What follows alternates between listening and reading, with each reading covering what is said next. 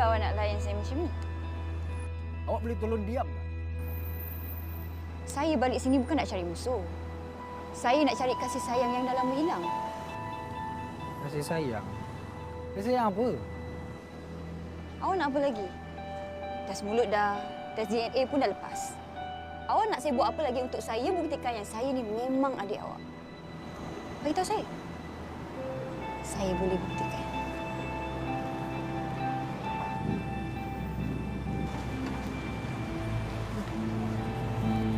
Kau ingat senang aku nak terima kau. Abang! Cepat, panas! Dia ni sakit pula hati aku.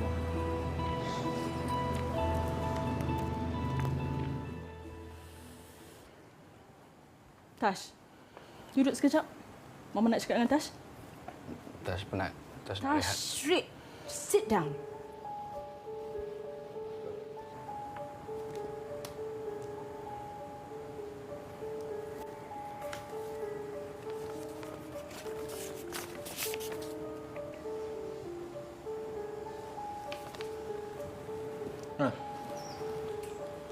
Apa cerita?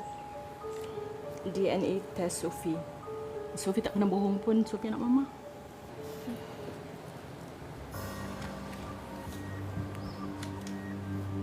Hi everyone. Saya nak kenalkan anak saya pada semua. Ini Sophia. Hai, Assalamualaikum. Okay. Ini market research. Ya. And ini kita punya accounts department. Come, Mama tunjukkan bilik Mama dekat ujung sana. Ya. Come.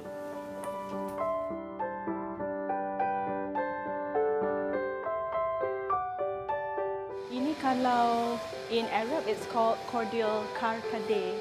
Tapi dekat sini kita cakap Rosa je lah. Okay. Kenapa Mama suka buat keputusan belakangkan Tash? Tash, Mama dah hak. Sophie pun dah hak. Apa yang Sophie ni tahu, Ma, pasal kilang ni? Mama cakap dengan Tash. Tash, jangan risau sebab saya seorang yang cepat belajar. Masa Tash masuk sini dulu, Tash pun tak tahu apa-apa tau. Ya.